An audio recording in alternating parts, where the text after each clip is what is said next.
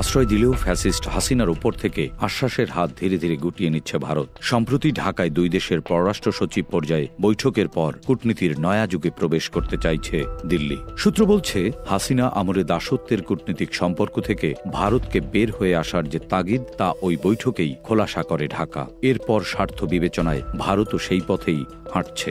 Fascist হাসিনার দেশ ছেড়ে পালানোর পর গত ৯ ডিসেম্বর প্রথম ঢাকায় বসে বাংলাদেশ ভারতের ওই দ্বিপক্ষীয় বৈঠকে কোনো রাগ টাগ না রেখেই ভারতের পররাষ্ট্র সচিবকে গণ অভ্যুত্থান পরবর্তী নতুন সরকারের পররাষ্ট্র নীতির বিষয়ে জানানো হয়। আগামীতে ভারতের সঙ্গে বাংলাদেশ কেমন কূটনীতি আশা করে সে বিষয়েও সাম্যক ধারণা দেয়া হয় তাকে। এদিকে বাংলাদেশ সফর শেষে দেশে ফিরে মন্ত্রণালয়ের স্থায়ী কমিটির সদস্যদের কাছে ব্রিফ করেছেন পররাষ্ট্র সচিব বিক্রম মিশ্রি। ওই বৈঠকে উপস্থিত ছিলেন কংগ্রেস নেতা ও আন্তর্জাতিক রাজনীতি বিশ্লেষক শশী থারুরও। বৈঠকে বিক্রম মিশ্রি বলেছেন, বাংলাদেশের অন্তর্বর্তী সরকারের সমালোচনা করে শেখ হাসিনা যে বিবৃতি দিচ্ছেন তা ভারত সমর্থন করে না। এটি দুই দেশের সম্পর্কের মধ্যে প্রতিবন্ধকতা সৃষ্টি করছে। বৈঠকে মিশ্রি আরও বলেন, বাংলাদেশের সঙ্গে ভারতের সম্পর্ক কোনো একক দল বা সরকারের মধ্যে সীমাবদ্ধ নয়। এক্ষেত্রে ভারত বাংলাদেশের জনগণকে গুরুত্ব দেয়। বাংলাদেশ ইস্যুতে ভারতের এই পরিবর্তিত দৃষ্টিভঙ্গি মূলত বাংলাদেশের